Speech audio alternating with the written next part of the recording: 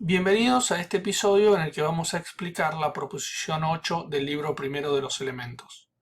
La proposición nos dice que si dos triángulos tienen dos lados del uno iguales respectivamente a dos lados del otro y tienen también iguales sus bases respectivas, también tendrán iguales los ángulos comprendidos por las rectas iguales.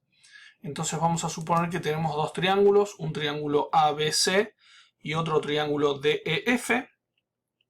Y vamos a suponer, como pide Euclides, que para esos triángulos tenemos las siguientes relaciones. El lado AB del primer triángulo es igual al lado DE del segundo. El lado BC del primer triángulo es igual al lado EF del segundo triángulo. Y finalmente la base AC del primer triángulo es igual a la base DF del segundo triángulo.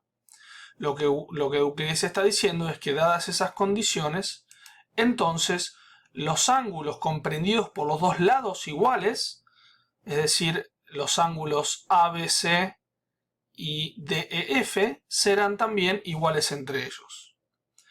Para demostrarlo, nos pide que, como se indica en la proposición 1.2, transpongamos la línea AC de tal manera que quede sobre la línea DF y que el extremo de A quede en el punto D, de tal manera que A y D estén en el mismo lugar. Si hacemos eso, puesto que AC y DF son iguales, entonces el punto C va a coincidir con el punto F.